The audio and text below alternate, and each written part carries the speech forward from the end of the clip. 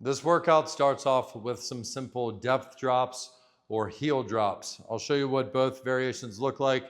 Pick one that works well for you. This isn't a chance for us to show off and try something new without supervision or without a coach there. This isn't a, hey, hold my beer moment where we try to get creative and injure ourselves. So what we're looking at first is rise all the way up to your toes and then shoot the heels down to the floor and load our hinge pattern all in one motion. The goal of this is for us to descend quickly and then abruptly stop that movement and put the brakes on. So extend and then slam the heels and pause in that hinge position. All the way up to the toes, slam the heels, pause that movement as quick as possible. Then we can progress this using a step or a curb if you have one. Just make sure you have the right footing on and a safe environment to do so. You're going to step out in front of you, just a dead drop off of the box, and then shoot the arms back, hitting the brakes immediately as your feet hit the floor. So arms come out, leg goes forward. As soon as my feet hit the floor, I hit the brakes and I land in my hinge position. What we don't want is for you to step off, knees shoot forward, and you have this sharp shooting pain in the front of your knee joint. So again, we're landing in a hinge position. One more time, step down, load the hamstrings, kind of like you're about to jump on skis. So that is called a depth drop. You're either doing 5 off of the box or 5 straight from the floor. Now we have a bridge trifecta. So step 1 for our bridge pattern. Feet are flat on the floor, hip width, low back is flat to the ground. Laying down, your arms can stay at this angle, hands on the floor or going from your elbows. We're going to press that low back into the ground. That's going to set your rib cage and prep your core for our bridge pattern. Super important throughout the movement. Maintain that brace position as we curl our tailbone up and squeeze our hamstrings and our glutes. Slowly descend back out of it. We're going for 10 standard, simple hip bridges. Don't sleep on these hip bridges. I don't mean literally sleep. That wouldn't be cool, but don't skip out on this exercise. This exercise is gold for your glutes.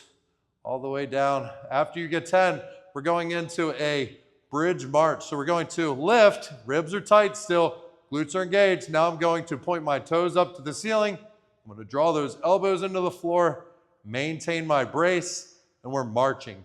Toes point towards the ceiling, knees stay bent. I'm preventing any rotation in my abdomen. I'm also preventing my ribs from flaring by keeping my abs tight.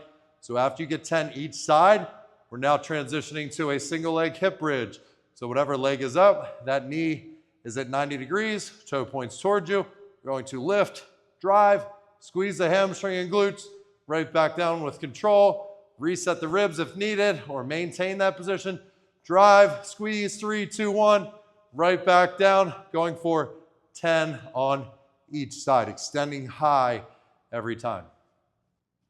This is called a 3-way lunge. So we'll start off with a forward lunge, big step, drop your back knee towards the floor, step right through into a reverse lunge, and then finally into a lateral lunge. So one more time, big lunge forward, knee reaches towards the floor, step back. You have to make a pit stop halfway, it's okay. Big step back, knee to the floor, and then we're going to step to the side. The leg is going to plant. We're going to step away from it. That plant leg remains straight. The quad stays tight. Sink down, right back up. Step back into the movement. Now, if you're starting to have knee pain with any of these variations, a simple step-up exercise would work well. Stepping up and down off of a curb or a simple squat pattern. Either sitting to a chair, holding onto something, or just simple body weight squats would be a fine option here. So I grew up in Maryland. There was a lot of snow. We did a lot of snow angels. However, we never did them face down, but this movement kind of makes me think of it. So you're going to reach your arms overhead, and then we're going to come up nice and high, extend the thumbs up towards the ceiling, squeeze, not pulling my full chest or legs off the ground. Just my hands are going to lift. Then I'm going to peel back towards the ceiling as high as I can, squeeze down towards the hips, sweep back up overhead, thumbs towards the ceiling, squeezing as high as you can, going slow and controlled. What if my shoulder doesn't really like that overhead position. You could always try to pack your shoulders down and pull your hands off of the ground in this T position, or maybe even bring your hands closer down towards your hips, pulling those shoulders back off of the floor. Now we're going to work into a rotational movement for our shoulder joint.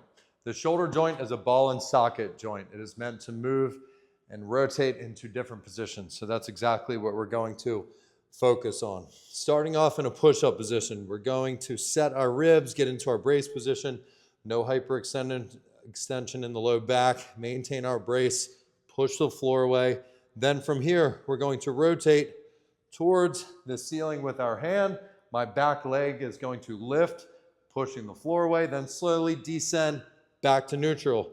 Knee drops back to the floor. I'll show you on the other side. We're going to lift that opposite knee off the ground, reach towards the ceiling, and then come back down. Maybe that's a little bit too much for your shoulders here. Then we can start with a simple hold or some shoulder taps. The shoulder tap variation works well for someone that's trying to build that core strength and that anti-rotation from lifting one of your arms off of the floor.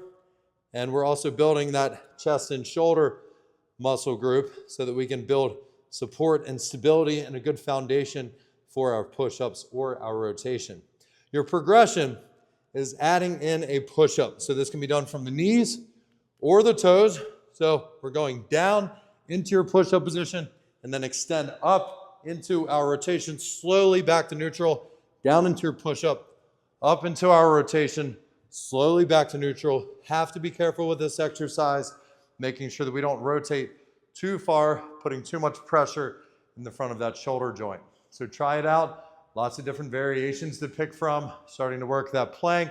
And then finally our shoulder tap, our rotation, and we can go to our toes, and then we can start to sprinkle in our push-up pattern as a progression.